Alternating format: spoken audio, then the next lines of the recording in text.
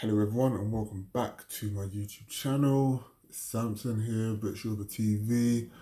I am just going to do, well, it's a bit late, but a post-match reaction to Liverpool v Southampton. I've calmed down now. I mean, if I'd done this yesterday, it would have just been a load of, I just lost all composure. I would have lost all composure. Like, it was mad. It was a terrible game. Firstly, credit to Southampton. Well done, Saints. I think, like I said in the previous episode or previous video, if you look back, I said Southampton will get top four. I am surprised that they're not a lot higher up in the league in terms of challenging for the top four. Obviously with Man City now coming into it and Everton, you still got Everton, Villa, and Leicester as well trying to get top four. But I think Southampton have a good enough squad. I'm surprised how what they're doing. But yes, this is about Liverpool. First things first. Klopp. No, let's look at the game. Let's look at the starting lineup actually. Let's even start there. Henderson at centre back, alongside Fabinho, with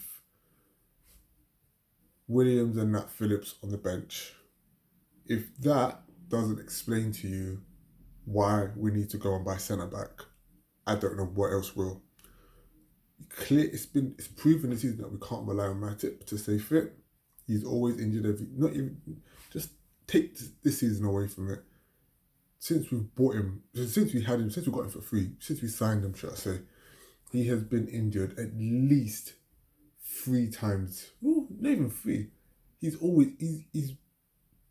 I don't think he's completed at least 2 months worth of fixtures of staying fit. Like, I don't think he's been fit for 2 months at a time in a period in the season since we signed him. I don't if that made sense to you, great. If you didn't, if that went over your head, then fuck it, I don't care. But yeah, so that should tell you, with no Van Dijk for the season, no Gomez for however long, we don't know how long, it could be the end of the season as well, and Matip, who's clearly injured, and the fact that reporters are saying that Liverpool have no intention of signing a centre-back, this should prove why we need to buy another centre-back. The fact that you have 2 central midfielders filling in, one is okay, you can get away with one, as long as you've got another centre-back alongside him, right? Barcelona with Mascherano and PK, Man City done it with Fernandinho and Laporte. We can't do it with Henderson and Fabinho. No. So that was the starting lineup. That was shaky. It was great to see Thiago back, but Ox starting as well. His first game, or his second game, I think he made a cameo appearance a couple of weeks ago, but his second game in 4 or 5 months, I believe. It showed. He looked rusty. He looked completely out of his depth. The game passed him by. Had no impact on the game whatsoever. The front three. And look, this is what annoys me with the front three, is the fact that this is supposedly the best front three in Europe, but yet it took them 70 plus minutes to take one shot on target, the first shot on target of the game, against a keeper who has not played a Premier League game since 2019. Makes no sense. Okay, yes, Southampton's defence were great. Didn't give Liverpool's attackers didn't give them sniff of goal. But there were times where, when we did get in behind them, the wrong option was always chosen. It was never a shot, it was always a pass. Robertson, Mane, down that left flank, were doing okay against. Carl Peter's done a great job when it came to marking Mane. But every now and then when Mane managed to slip free and found himself bearing down on goal, I get it, he's not left-footed, he's right-footed, he always wants to cut back on his right foot, but sometimes just hope for the best, keep him might spill it, you got rebound, go anywhere, just do something. Robertson as well, always looking for the pass, never looking to take a shot. It's frustrating, really frustrating. And then you've got Firmino up front, the false 9. It's clear that he's not a striker. He's definitely an attacking midfielder. I don't understand the point of him taking.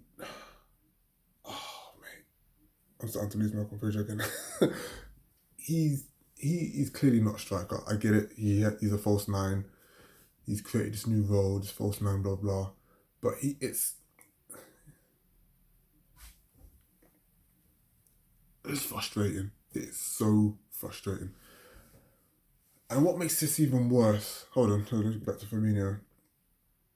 There were times. I think there was at least two opportunities where he was en route to the goal, right? I can't really remember. I should have done this yesterday, but I can't really remember the full incident. But he was bearing down on goal, and he looked twice for the pass. Didn't take a shot. Didn't try to take a shot. He always looked for the pass. This shows you that he's not. He's not. This is the type of game where you needed a Danny Ings or a proper goal scoring number nine, a selfish striker, a Ruben Nistelrooy if you like. He would just take the ball by themselves and take a shot. Just try and go for goal. Salah clearly wants to go to Real Madrid. If that is the case, let him go, because his head is like since the rumours have started with him going to Real Madrid, he's just been off the boil. Off the boil. It's clear that we're also missing Diego Jota. His injury has definitely impacted us. If you look back at, say, the West Ham game, that was a game where if he didn't come off the bench and score, we would have drawn that game. Now if you fast forward it to the West Brom game, Newcastle game, very similar predicaments where we're having no luck of breaking down their defence. The front three are just not on form. What do you need? An option off the bench to come and get you the winner. It's definitely not going to be Origi. Definitely was not going to be Minamino. Who else is there? So, I felt like if Jota was fit, we would have won and picked up the 3 points against West Brom and Newcastle. But what makes this even worse is the fact that West Brom, okay, they drew against Man City, but before they played Liverpool, they couldn't even get a point anywhere. Couldn't get a point anywhere. And then they play Liverpool and they get a point. Yeah, so West Brom couldn't buy a win, couldn't buy a point, come to Anfield, put in a 10 out of 10 performance. They played like a team that were possessed. Get a point at Anfield, happy days. Who was the other one? Newcastle. Get beat by fucking Brentford in the quarterfinal of a cup game. Who's their next opponents? Liverpool. What did they do? They turned the fuck up. 110% performance from everyone. And it's infuriating. And now, Southampton couldn't buy a win in the last 4 games.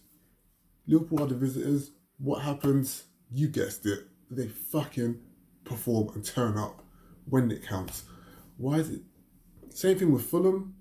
Same thing with Brighton. Why does it happen to Liverpool? I don't understand why these teams raise their game. It's like we are their Champions League finals. That is ridiculous. Oh, you ever heard the saying, hard work beats talent when talent doesn't work hard? That was clearly on evident and on show yesterday.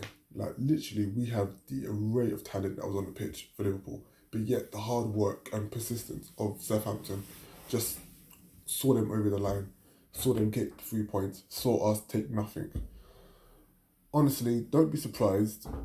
We got United, we got Villa in FA Cup this weekend. Don't be surprised if we lose that again 7-0 or 7-2 or 5-0 like last season.